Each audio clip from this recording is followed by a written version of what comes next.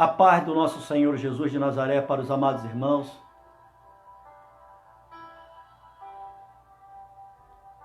Que Jesus Cristo abençoe. Mais uma vez estou eu aqui, como em algumas vezes, estou aqui na sala da minha residência para ministrar uma palavra. A palavra do nosso Deus, para ministrar o Evangelho de Jesus Cristo. Como o apóstolo Paulo assim fala em uma das suas epístolas. Apesar dele ter batizado duas famílias, ele diz algo muito interessante. Ele diz que Deus o chamou para ele pregar o Evangelho de Jesus Cristo, para que a palavra da cruz ela não viesse a ser anulada. Vocês prestaram atenção nisso que o apóstolo Paulo ele fala? Olha só como é sério aquilo que Paulo lá atrás ele falou. Deus não o chamou para batizar. Volto a dizer, apesar que Paulo batizou duas famílias, porém Deus não o chamou para batizar, mas o Senhor chamou para ele pregar o Evangelho de Jesus Cristo, para que a palavra da cruz ela não fosse anulada. E se você for mais profundo, você vai ver ali no livro de Gálatas, capítulo 1, no verso 8, você vai ver o próprio apóstolo Paulo dizendo assim: mesmo que venha a ser nós, ou um anjo que desça do céu e vos apresente ou vos anuncie um outro evangelho que não seja esse que ele, Paulo, está ensinando. Veja bem como é sério, como é a igreja lá de trás para a doença da igreja dos dias atuais. Olha a diferença da igreja primitiva para a igreja moderna. A igreja lá de trás cheia de saúde e a igreja de hoje doente. Vamos lá, olha o que Paulo diz: que mesmo que venha a ser nós, ou um anjo que desça do céu, que venha vos ensinar um outro evangelho que não seja esse que eu, Paulo, vos tenho ensinado, não aceite. É um evangelho anátema. Ou seja, é um evangelho mentiroso. É um evangelho enganoso. É um evangelho deturpador da verdade das Escrituras Sagradas. É um evangelho demoníaco. Veja bem, o tema da minha mensagem hoje, eu sempre coloco um tema nas minhas mensagens. Quando eu estou ministrando na minha casa, para o meu canal, ou até mesmo quando eu estou ministrando nas igrejas, pregando para a igreja em si, eu sempre procuro colocar um tema. Porque é muito bom você colocar um tema que é para a pessoa ter uma base do que verdadeiramente você está colocando, do que verdadeiramente você está dizendo. Porque às vezes eu vejo pessoas começarem a pregar uma palavra, ela puxa um versículo bíblico, lê um versículo bíblico, depois ela simplesmente fecha a Bíblia e não fala nada daquilo que ela falou a respeito daquela passagem. Ela conta história pessoal, ela conta história de terceiros, ela fala de tanta coisa, só não fala daquilo que ela anunciou no início. E o tema dessa minha mensagem hoje é arrebatamento. Quem o será? Será que você já se perguntou quem vai ser arrebatado? Será que você já se perguntou se você vai ser arrebatado ou arrebatada? Vou falar uma coisa para você. Você sabia? Eu já tenho falado isso algumas vezes, mas eu vou falar aqui no início, que é para você entender. Você já parou para pensar, caso, somente se você ler a Bíblia, somente se você estudar as Escrituras Sagradas?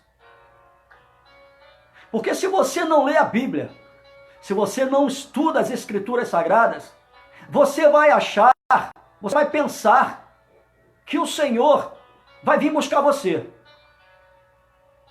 Quando na verdade, Jesus Cristo, quando vier pela uma segunda vez, só que nesse momento da segunda vez ele virá em glória, sem colocar os pés na terra, como da primeira vez ele veio na figura humana, viveu no meio do ser humano, do homem, no período de 33 anos.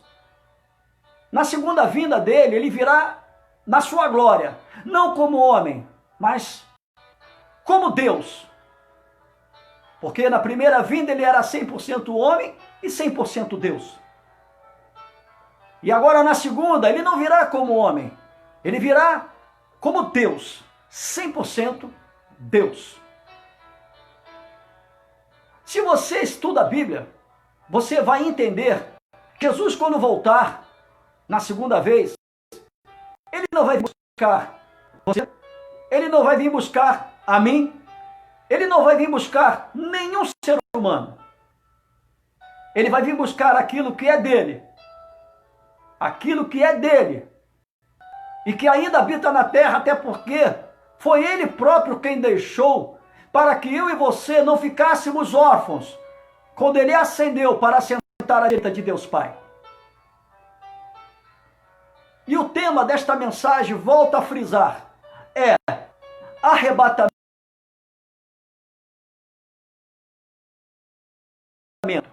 Ou seja, vamos ler aqui algumas passagens bíblicas.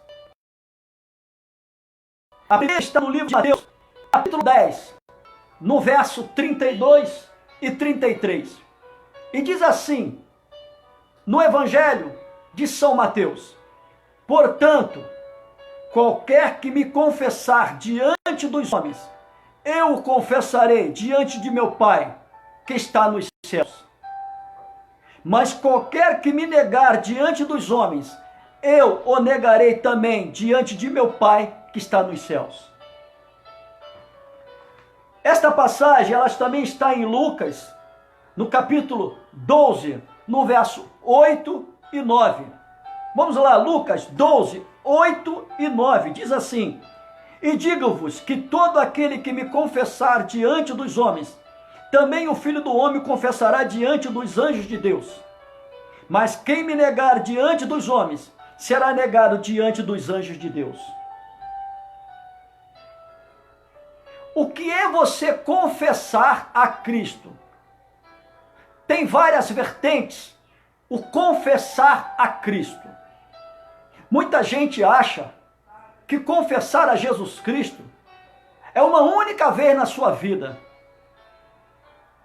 Porque antes do homem estar nos caminhos de Deus, ele é apenas criatura.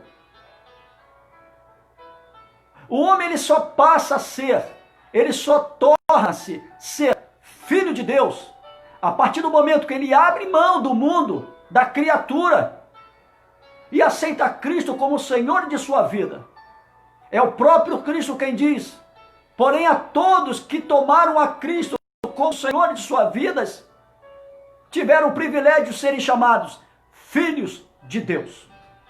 Somente esses que confessaram pela primeira vez. O homem, em qualquer lugar que possivelmente venha a ser, ou dentro de uma igreja, ou na rua, ou dentro de uma residência, ou no leito de um hospital, ou no cárcere, em qualquer momento, em qualquer lugar, o homem pode se prostrar diante do Senhor, levantar as suas mãos para o céu e confessar com seus lábios que o Senhor é o Senhor de sua vida. É o primeiro confessar. Dali para frente, o confessar, ele é diário. Nós temos que confessar a Cristo Jesus diariamente como Senhor de nossas vidas. Eu, pastor Augusto Menezes, eu tenho que confessar ao Senhor, eu tenho que confessar que Cristo é o meu Senhor todos os dias, diante dos homens. Vamos ao que fala a palavra de Deus, no livro de Apocalipse, capítulo 3, no verso 5. Veja só o que o apóstolo João, ele fala. A igreja, quando ele escreve a igreja de Sardes, a uma das 7 igrejas da Ásia. Veja bem o que o apóstolo João, ele escreve a igreja de Sardes, capítulo 3 de Apocalipse, no verso 5. Ele diz assim: o que vencer será vestido de vestes brancas, e de maneira nenhuma riscarei o seu nome do livro da vida, e confessarei o seu nome diante de meu Pai e diante dos seus anjos. Quem tem ouvidos, ouça o que o Espírito diz à igreja. Veja bem, ao que vencer, o que você entende para a frase ao que vencer? Lutas diárias. Muitas das vezes uma luta diária nos enfraquece e começamos a questionar o porquê de uma derrota. Às vezes você passa um ano inteiro tendo vitórias. Você passa uma vida tendo vitórias. De repente, em um único dia, você tem uma derrota. E você questiona a Deus o porquê daquela derrota, quando, se você olhar para trás, dias anteriores, o Senhor só lhe deu vitória. E naquele dia em que você teve uma derrota, você deixa de confessar o Senhor. E por motivo disso, ele se entristece. É por isso que ele diz: o que vencer será vestido de vestes brancas, e de maneira nenhuma riscarei o seu nome do livro da vida. Quando ele aqui diz riscar, só pode ser riscado algo que um dia foi escrito. E duas situações acontecem no momento em que existe o primeiro confessar. Quando o homem ele abre mão da criatura e passa a ser, opta em ser filho de Deus. Duas coisas acontecem neste momento. A palavra de Deus ela relata que no momento do primeiro confessar, que o homem se rende aos pés de Cristo, existe festa no céu. E o nome da pessoa, seja do homem, seja da mulher, é escrito no livro da vida. A partir daquele momento, o confessar, ele é diário. Se eu aceito a Cristo como Senhor da minha vida num domingo, na segunda, na terça, na quarta, na quinta, e na semana seguinte, no mês seguinte, na quinzena seguinte, e assim vai. E no ano seguinte, todos os dias eu tenho que confessá-lo como Senhor da minha vida. Caso eu não faça isso, o meu nome, ele é arriscado do livro da vida. Porque quando eu deixo de confessar a Cristo diante dos homens, ele naquele grande dia, ele vai deixar de me confessar diante de Deus e diante dos seus anjos.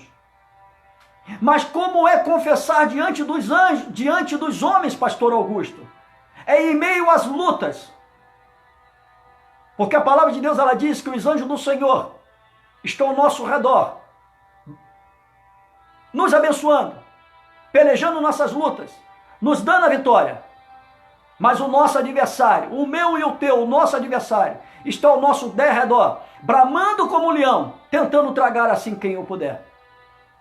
Quando nós confessamos a Cristo, diante das lutas, nós estamos mostrando para o nosso adversário, ou seja, para Satanás.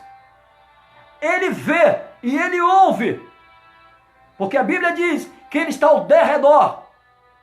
Ele vê tudo que você fala. Ele vê todas as suas ações. Ele vê tudo que você escreve. Ele sabe coisas da sua vida que nem mesmo você se lembra mais. Porque ele é desde antes. Ele só não é futuro, mas ele é passado e presente. Ele conhece as escrituras sagradas melhor do que eu e você. Se juntar todos os 7 bilhões e meio de seres humanos na face da Terra, não vai ter a sabedoria de 1/3 do que o diabo tem. Porque ele era um anjo de luz e morava no céu. Pela sua rebelião, ele foi banido dos céus. E hoje habita para destruir a raça humana. Hoje ele habita na terra. Hoje ele é o príncipe das trevas. Meu Deus. Você hoje confessou a Jesus Cristo? Você hoje confessou a Jesus Cristo? Nós precisamos confessar a Cristo a todos os dias, a todos os momentos.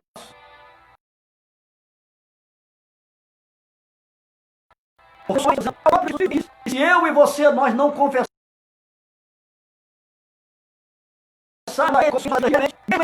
nós temos que vencer as lutas diárias. Porque o Senhor nos dá inúmeras vitórias.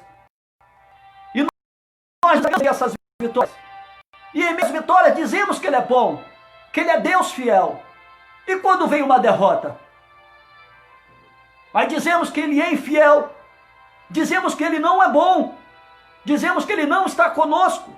Questionamos as derrotas. Meu Deus, Davi teve derrotas.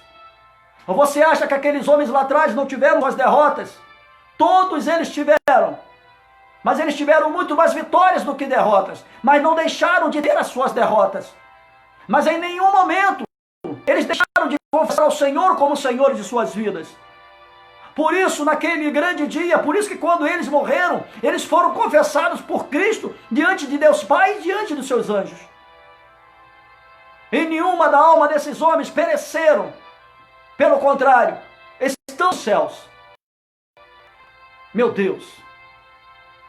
E no livro de Apocalipse, capítulo 2, no verso 17, quando eu disse para você que o Senhor, Ele quando voltar pela segunda vez em glória, no seu estado de glória, montado no seu cavalo branco, envolvido pelos seus anjos, quando Ele vier pela essa segunda vez, para o arrebatamento da igreja, na verdade Ele não vai vir buscar nem eu nem você. Ele vai buscar aquilo que Ele deixou que eu e você, dizer, não ficássemos órfãos. Porque ainda existe na terra algo que é de Jesus. E Ele próprio deixou. Vamos dizer que eu e você ficássemos órfãos, não ficássemos sozinhos, para que não fôssemos cegados pelo adversário, pelo nosso inimigo. É isso que Jesus Ele vai buscar. É isso que Ele vai vir requerer. Não é a mim nem a você. Mas nesse momento,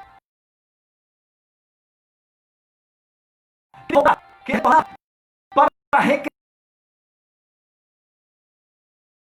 para buscar aquilo que deixou de ir para nós adiantar você.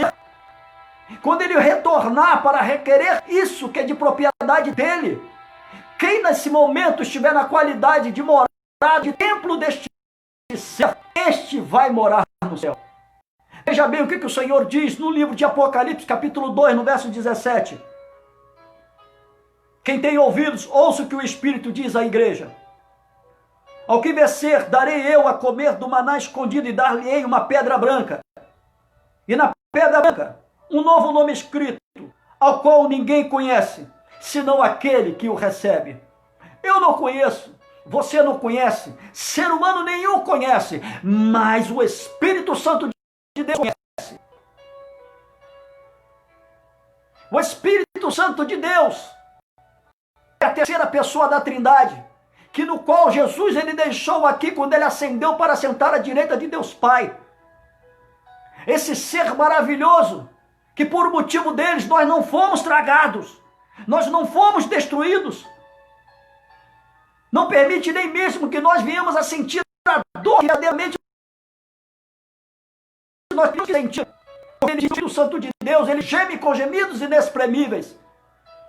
Ou você acha que as pedradas que o diácono Estevão, que os açoites, que o apóstolo Paulo, que todas as aflições que aqueles homens lá atrás, após a morte, a ressurreição e a ascensão de Jesus Cristo, que tudo aquilo que aqueles homens lá atrás sofreram, se o Espírito Santo de Deus não tomasse para ele as dores daqueles homens não aguentariam as aflições, não aguentariam os sofrimentos. E conosco hoje é a mesma coisa. Se Jesus Cristo não tivesse deixado o Espírito Santo de Deus dele aqui na terra, nós não suportaríamos. Já teríamos olhado para trás. Você só não olha para trás, eu só não olho para trás, nós só não olhamos para trás, porque tem um Espírito Santo de Deus vivo hoje na terra, que absorve, toma para ele todas as nossas dores, todas as nossas aflições. E é isso que Jesus Cristo ele vai vir requerer na sua segunda vinda. Não sou eu, não é você, não é nenhum ser humano, porque nós não somos merecedores de morar na glória. Nós não somos merecedores do céu. Mas a partir do momento que nós nos colocamos na disponibilidade de Deus, Senhor de nossa vida, de permitirmos que Ele seja morador de nossa vida, que nós nos colocamos na disponibilidade de sermos templo da sua morada. Meu Deus, isso alegra o coração de Deus. Isso alegra o coração do Senhor Jesus Cristo. E quando Ele voltar para buscar o seu Espírito, com certeza Ele vai encontrar muitos que se deixaram ser morada do Espírito Santo. E esse nome que é escrito numa pedra branca é um nome espiritual. E por nós sermos carnes, nós não vamos ouvir nem tampouco vamos entender.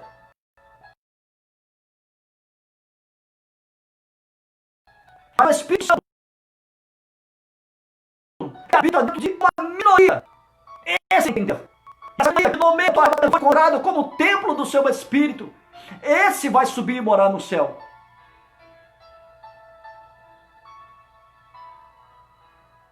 Arrebatamento. Quem o será? Volto a dizer o que eu falei lá no início. Que o Senhor Jesus Cristo, melhor dizendo, que Deus não chamou Paulo para batizar, mas Ele chamou Paulo para pregar o Evangelho de Jesus Cristo, para que a palavra da cruz não fosse anulada. Mas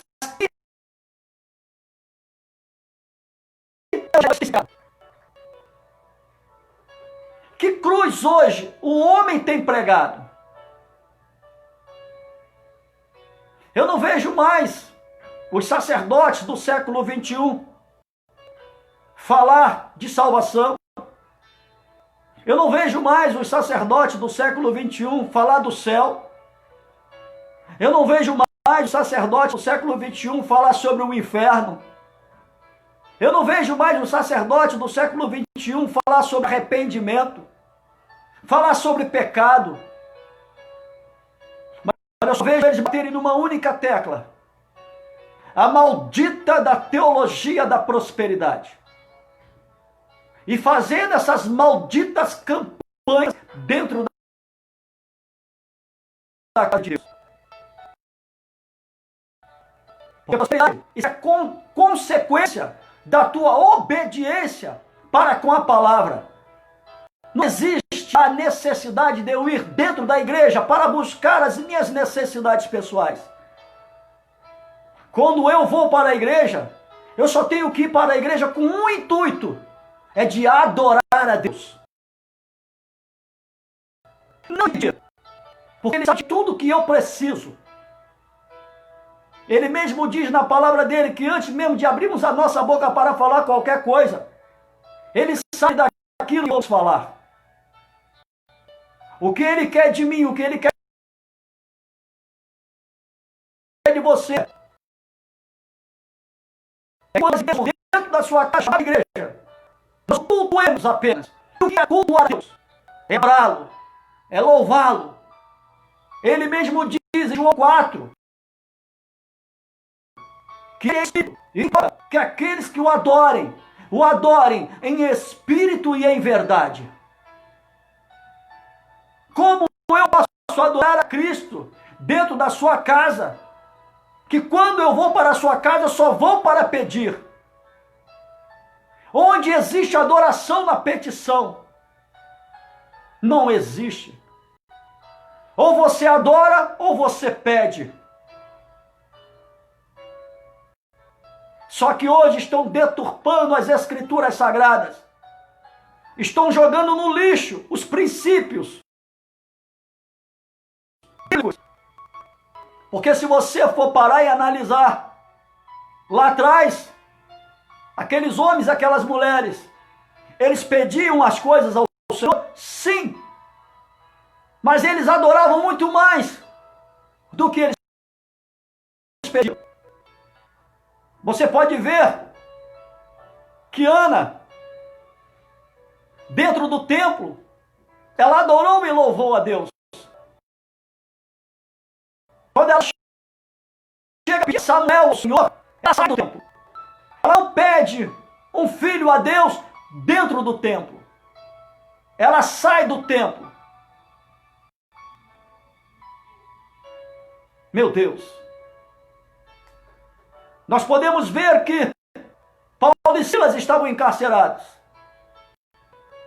Eles pediram para saírem daquela situação? Não. Eles adoraram e louvaram a Deus.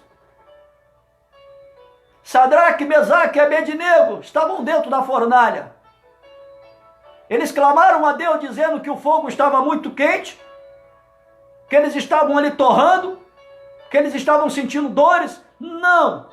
Eles falavam de alegria e adoravam a Deus. Daniel, quando foi lançado na cova dos leões, ele entra dentro da cova murmurando, solicitando a Deus que o livrasse? Não! Pelo contrário, quem diz que Daniel haverá de ser livrado da mão, ou seja, da fome dos leões, é o homem que lança Daniel dentro da cova. É o rei que, quando antes de lançar Daniel dentro da cova, é que diz: Daniel, o teu Deus vai te livrar. Não é Daniel quem diz: Senhor, me livra. Não. É o rei que, quando lança Daniel dentro da cova, diz: o teu Deus, ele vai te livrar.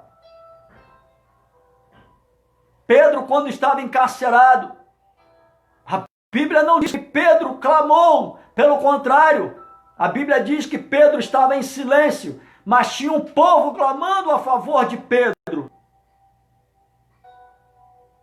Meu Deus.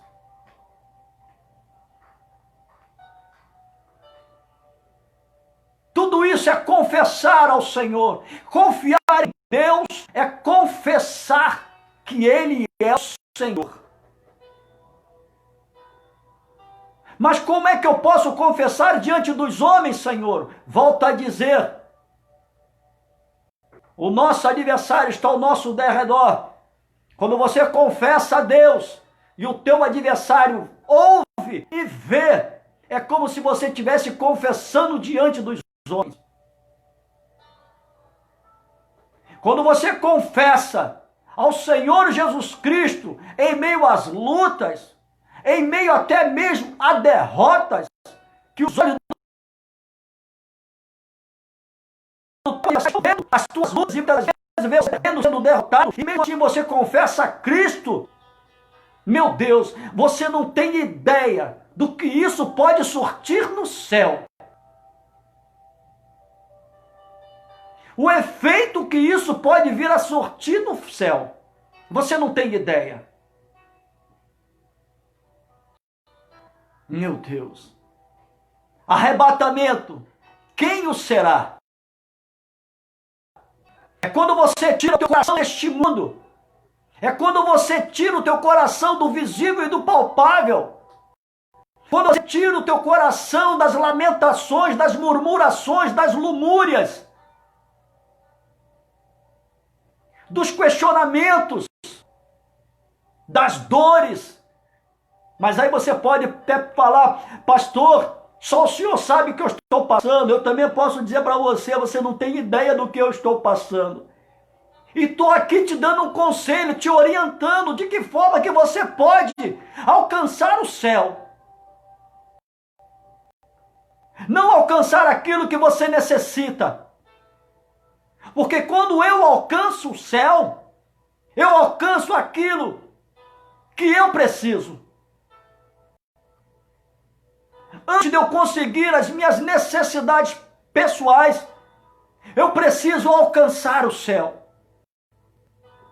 Mas como eu ainda vivo posso alcançar o céu? Meu Deus, é você confessar. A Bíblia diz o quê? Que os ouvidos do Senhor não estão tapados para que não possa ouvir, nem as suas mãos encolhidas para que não possa abençoar. Os ouvidos de Deus não estão tapados para que não possa ouvir. Ele quer ouvir você não pedir a Ele as coisas de sua necessidade. Mas Ele quer ouvir de você, você confessando a Ele mesmo em meio às lutas e às suas derrotas diárias. Para que uma vez o Senhor, ouvindo isso, as mãos deles não estejam encolhidas para lhe abençoar. Só que o homem hoje, ele ensina ao contrário. Ele diz que os ouvidos do Senhor não estão tapados para não ouvir a tua petição, a tua necessidade. Não! Não é isso. Ele quer ouvir você dizer que acima de tudo, Ele é o Senhor da tua vida. Que acima dos sofrimentos, das dores, das aflições, das perseguições, das lutas, das derrotas, mesmo assim, Ele continua sendo o Senhor da tua vida.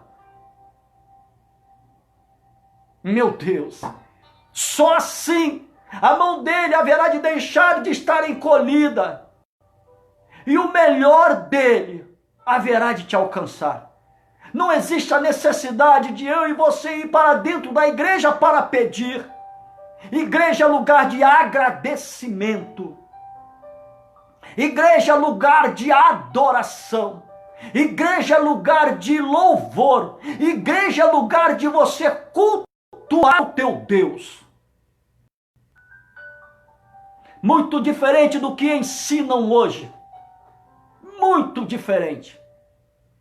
Volto a dizer, o apóstolo Paulo, ele diz em Gálatas 1:8, mesmo nós, ou um anjo desça do céu, e vos apresente um outro evangelho que não seja eu, Paulo, que vos tenho apresentado, não aceite, é um evangelho mentiroso, é um evangelho anátema. E eu vou falar uma coisa para você, não quero perguntar, meu amado ou minha amada.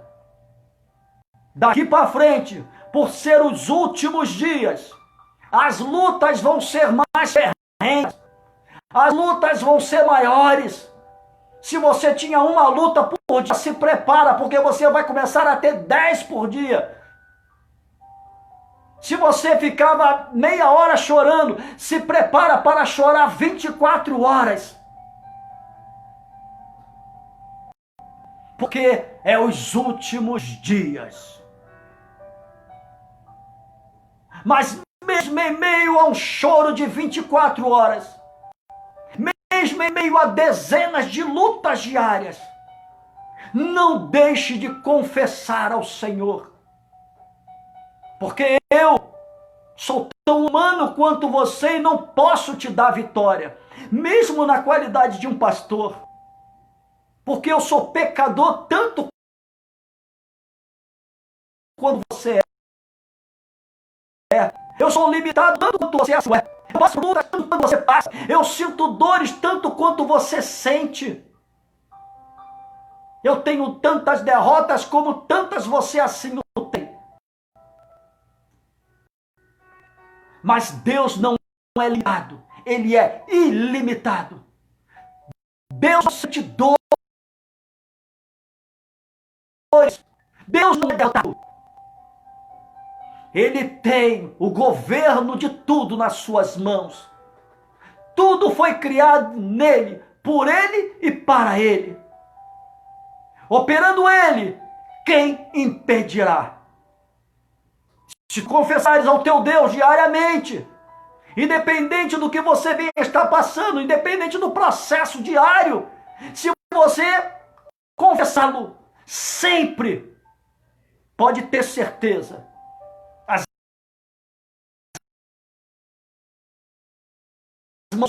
nunca haverá distraída. E o melhor dele vai alcançar. E pode ter certeza, você será vencedor. Você será vencedora. E naquele grande dia, ele haverá de confessar diante de Deus e diante dos seus anjos. E o teu nome, meu amado, o teu nome, minha amada, não haverá de ser riscado do livro da vida. Pelo contrário, naquele grande dia, tu ouvirás assim da boca do teu Deus: entra no gozo do teu Senhor. Aleluias. Amém, meu amado? Amém, minha amada? Ficar com essa palavra. Confesse a Cristo. Não deixe que as lutas, não deixe que as derrotas te faça negar a Cristo, questionar a Cristo, a duvidar de Cristo. Mas permaneça, acredite que em meio a todo o processo, o Senhor é contigo. Amém? Que o Senhor Jesus Cristo te abençoe, que o Senhor Jesus Cristo te guarde, que o Senhor Jesus Cristo te dê uma ótima semana. Um grande beijo no teu coração. Shalom Adonai.